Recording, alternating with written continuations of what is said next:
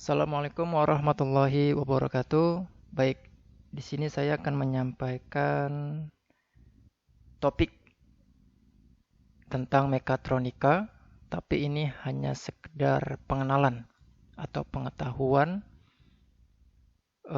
untuk kita mengenal sejauh mana mekatronika itu diaplikasikan pada kehidupan sehari-hari.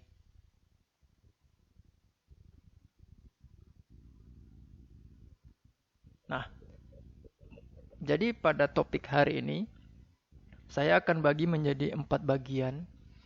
Yang pertama itu kita akan berbicara bagaimana sih sejarah mekatronika, kan begitu. Setiap tahunnya seperti apa, kemudian 10 tahun ke depan bagaimana, kemudian yang akan datang seperti apa. Nah, kita akan coba lihat sejarah dari mekatronika itu sendiri. Kemudian yang kedua kita mau lihat dari segi pengertiannya. Apa sih sebenarnya pengertiannya? Pastikan kita timbul pertanyaan tuh. Jadi kita mau coba gali pengertian dari mekatronika itu sendiri. Kemudian yang ketiga itu ada peranan atau aplikasinya nanti seperti apa, kemana mau diarahkan. Jadi kita bisa menentukan peran dari mekatronika itu nanti bagaimana. Nah, yang terakhir itu ada perkembangan. Perkembangan dari mekatronika itu sendiri. Jadi kita mau lihat sejauh mana perkembangan-perkembangan yang sudah dialamin pada bidang ilmu mekatronika. Nah, di sini kita akan melihat sejarahnya. Sejarah dari mekatronika itu sendiri. Jadi sebenarnya mekatronika itu atau mekatronik pertama kali dikenalkan di Jepang pada perusahaan Yaskawa Electric pada tahun 1690-an begitu. Nah, kemudian pada tahun 1970-an dia mengalami perkembangan, ya kan? Dia banyak terpusat pada teknologi servo atau perangkat aktuator putar pada motor gitu. Nah, jadi dimulainya itu pada tahun ya lebih kurang 1970-an lah gitu ya kan. Nah, kemudian kita coba lihat tuh pada 10 tahun kemudian dari 1970 yaitu 1980. Ternyata ada peningkatan dari segi performa atau unjuk kerja yang dapat diaplikasikan pada mesin CNC, kemudian diaplikasikan pada robot, diaplikasikan pada otomotif gitu kan. Nah, 10 tahun kemudian muncul teknologi-teknologi baru lagi atau advance dari mekatronika itu sendiri, yaitu pada tahun 1990 di mana jaringan sudah saling terkait, ya kan? Bisa dikendalikan jarak jauh. Nah, ini adalah perkembangan-perkembangan dari mekatronika. Kalau kita lihat yaitu dari tahun 1970 sampai 1990. Nah, semakin kesini ini kan perkembangannya kan semakin pesat nih. Kalau kita lihat. Makanya kalau kita nggak aware, kita nggak mengikuti perkembangan dari teknologi itu, maka kita akan ketinggalan. Nah, kita akan coba bahas nih. Apa sih sebenarnya pengertiannya gitu kan? Pengertian dari mekatronika. Jadi sebenarnya mekatronika itu seperti yang disampaikan tadi pada sejarahnya, dia merupakan kata baru yang ditemukan di Jepang atau yang lahir di Jepang pada tahun 1970-an. Jadi sebenarnya mekatronika ini merupakan ilmu, ya kan? Merupakan ilmu atau gabungan dari multidisiplin ilmu seperti teknik mesin, ada teknik elektro, kemudian ada teknik informatika dan teknik kendali. Jadi dari gabungan beberapa multidisiplin ilmu inilah muncul mekatronika, kan begitu. Jadi istilahnya gampangnya itu adalah mekatronika ini ibaratkan sebuah rumah, ya kan? Di rumah itu kan ada beberapa kamar tuh, misalnya ada 2 kamar, ada 3 kamar gitu. Nah, di kamar itu ada bagian-bagiannya lagi, gitu. Jadi mekatronika istilahnya itu produk atau satu wadah yang bisa kita aplikasikan ilmu-ilmu dari teknik mesin, dari teknik elektro, dan sebagainya. Begitu gampangnya. Nah, tujuannya apa sih sebenarnya? Kita harus tahu juga tujuannya untuk apa gitu. Ya, jadi sebenarnya tujuan utama dari mekatronika itu sendiri adalah mau menghemat energi atau energi saving, ya kan? Yang sebelumnya kalau kita lihat kan banyak terjadi pemborosan, maka ditelitilah, diciptakanlah alat-alat baru yang bisa menghemat energi. Kemudian pengecilan dimensi. Yang tadinya kalau kita lihat sebagai contoh komputer, ya kan? Dulu besarnya itu bisa satu ruangan untuk satu komputer. Tapi makin ke sini kita lihat komputer itu sudah ada yang portable, ada yang mini, ya kan? Ada yang tipis gitu. Jadi ukurannya itu lebih kecil. Nah, yang terakhir peningkatannya kehandalan, reliability. Jadi dengan adanya pengurangan dimensi nggak menurunkan kehandalan dari produk itu sendiri, malah justru bisa meningkatkan, ya kan? Jadi inilah ini adalah tujuan utama dari ilmu mekatronika, ya kan? Nah, kita mau lihat pengertian secara umumnya, yaitu secara sempit. Kan sudah mekatronika itu sebenarnya gabungan dari beberapa multidisiplin ilmu. Tapi kita mau lihat secara teoritis. Nah, di sini pengertian mekatronika itu mengarah pada teknologi kendali numerik yang dikendalikan dengan menggunakan mekanisme. Tujuannya adalah untuk memonitor informasi, kondisi gerak mesin yang menggunakan sensor, ya kan? Dan informasi-informasi tersebut bisa dikirimkan melalui via transfer, misalnya via transfer jarak jauh, ya kan? Misalnya satu sistem ke sistem yang lain. Sekarang kalau yang bisa kita kenal itu biasanya Bluetooth, ya kan? Nah, itu termasuk ke dalam kategori mekatronika. Oke. Nah, di sini ada diagram dari mekatronika. Kalau kita lihat ini adalah ilmu-ilmu tentang mekanika atau teknik mesin. Ini adalah ilmu elektronika. Ini ilmu komputer dan ilmu kontrol. Nah, di tengah-tengah inilah mekatronika. Jadi mekatronika itu adalah gabungan dari beberapa multidisiplin ilmu. Dari ilmu ini, dia akan muncul ilmu-ilmu baru seperti sistem digital control, seperti model sistem, ya kan? Simulasi, nah gitu. Jadi sebenarnya kita bisa mengcombine multidisiplin ilmu, satu ilmu dengan ilmu yang lain, gitu. Bukan cuma satu ilmu itu aja kita bisa mempelajari, tapi begitu kita combine dengan ilmu-ilmu yang lain bisa tercipta ilmu-ilmu baru seperti yang kita lihat pada tampilan diagram ini. Oke. Kemudian kita mau coba bahas contoh-contoh produk dari mekatronika, ya kan? Yang sering kita lihat itu adalah yang banyak itu adalah robot. Sekarang siapa sih yang nggak kenal robot?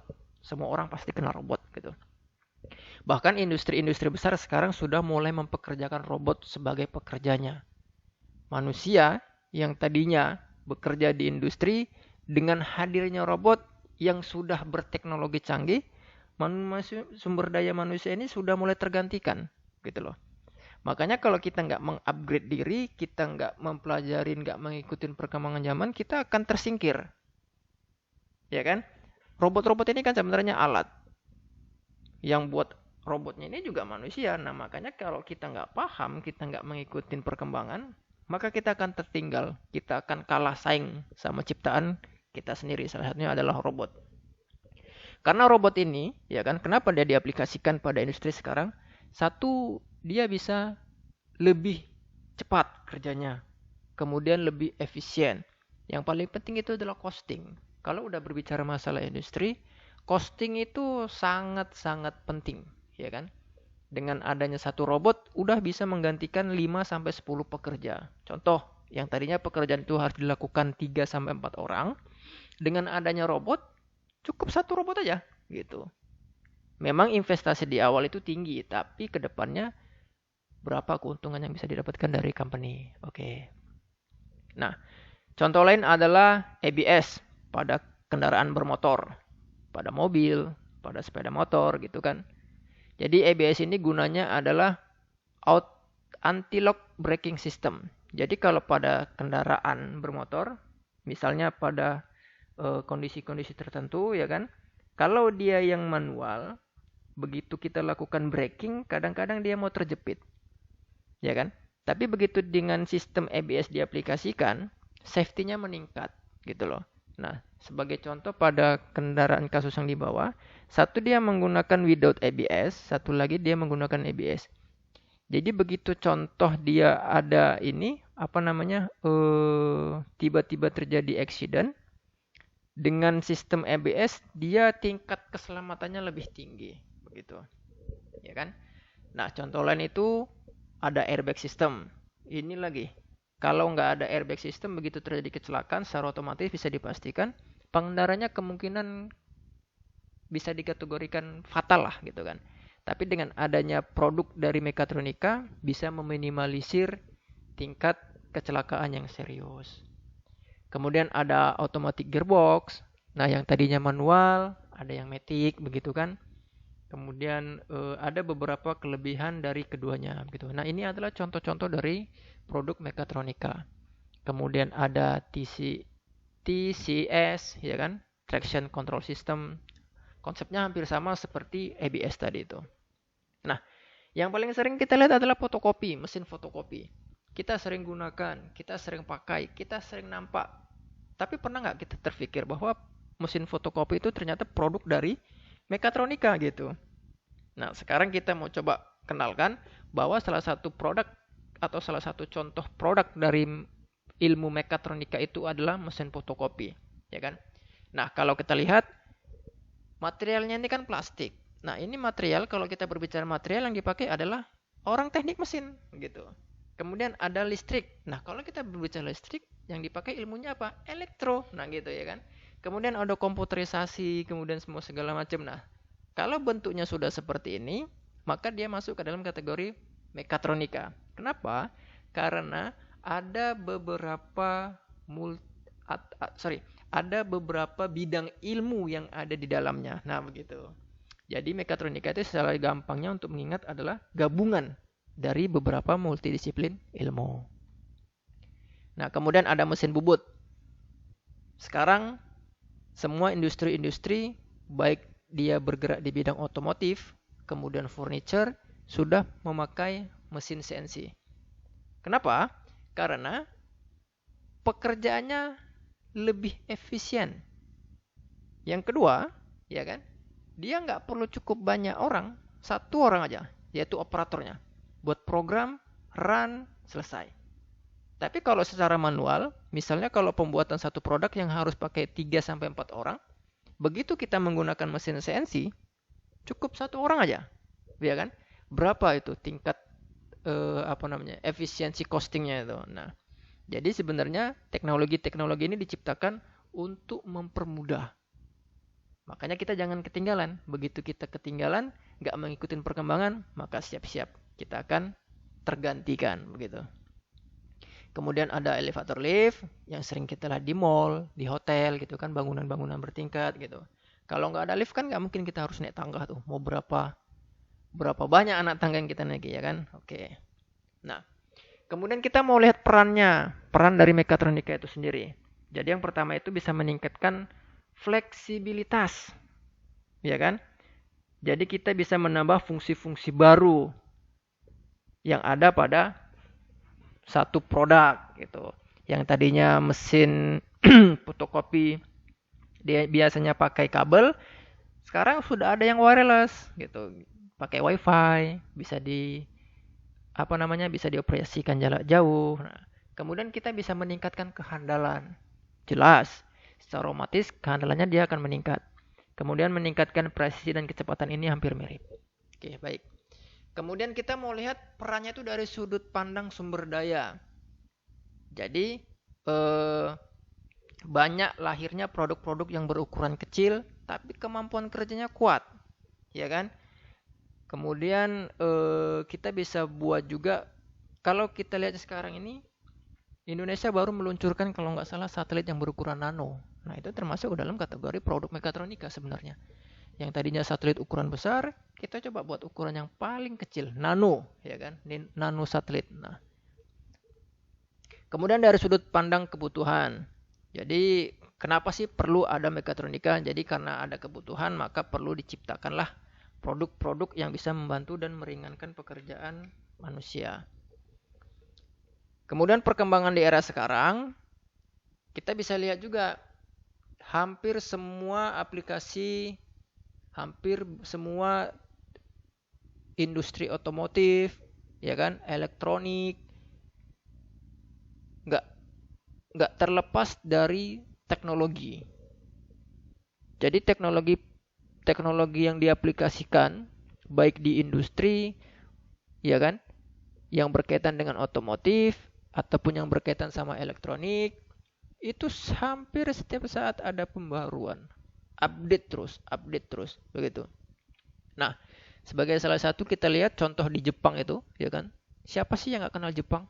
Jepang itu yang dijuluki sebagai negara matahari banyak menciptakan mekatronik dari perangkat-perangkat yang paling simple sekali, produk-produk kendaraan, berapa banyak brand-brand Jepang yang dipakai di seluruh dunia. Toyota, ya kan? Kemudian Honda, Suzuki, Yamaha, loh, banyak gitu. Nah, makanya kita jangan sampai ketinggalan nih sama negara-negara itu. Bahkan di Jepang itu ada satu toko, Daiso kalau saya nggak salah itu namanya, hampir setiap hari produknya ganti. Hampir setiap hari produknya ganti. Nah, itu menandakan orang-orang Jepang itu kreatif gitu. Jadi itu sepatutnya yang bisa kita contoh. Nah, kita harus pakai teknologi. Karena kalau kita nggak pakai teknologi, sama aja. Ya kan? Orang sudah berbicara bagaimana cara tinggal di bulan, bagaimana cara berkunjung ke Mars gitu. Sudah sampai sana gitu loh. Nah, ini masa depan, ya kan? Perkembangan di era masa depan. Jadi ponsel, jaringan gitu. Jadi kalau kita lihat di negara kita, Indonesia khususnya, kita lebih konsumtif. Nah, kita mau ciptakan bagaimana masyarakat kita itu produktif gitu loh.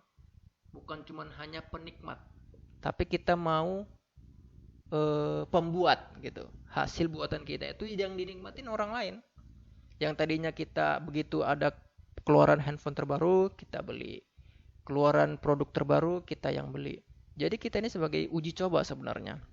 Nah, dengan mengetahui ilmu ini, ya kan, dengan pengetahuan dari mekatronika ini, kita bisa baca peluang. Apa kira-kira produk yang bisa kita kembangkan? Apa kira-kira produk yang bisa kita buat? Sehingga kita bisa menciptakan satu identitas bangsa kita. Contoh, handphone aja yang paling sederhana, yang paling siapa sih nggak kenal handphone, siapa sih yang nggak punya handphone gitu kan. Ada beberapa brand yang kita punya tapi stuck di kita aja. Kenapa nggak kita coba kembangkan biar negara-negara lain itu juga pakai produk kita. Kayak begitu. Nah, ini perkembangan di dunia otomotif sama ya kan. Ada mobil listrik, ada mobil yang berbahan bakar air, nanti nggak menutup kemungkinan. Nah, itu adalah perkembangan-perkembangan dari teknologi. Baik. Nah, jadi secara umum kesimpulannya itu apa sih ya kan? Kan begitu. Jadi gampangnya itu mekatronika itu kan gabungan dari beberapa multidisiplin ilmu. Nah, mekatronika ini bisa diaplikasikan di industri baik otomotif, elektronik gitu. Jadi dengan kita sudah tahu arah atau aplikasi dari mekatronika itu sendiri, kita akan paham penggunaannya kemana. Dan dia bukan cuma bisa diaplikasikan ke dunia otomotif atau elektronik. Gak menutup kemungkinan di teknologi penerbangan. Bagaimana yang tadinya pesawat terbang itu, kan semuanya sudah fully sensor tuh. Material-material juga yang dipakai itu nggak boleh berat.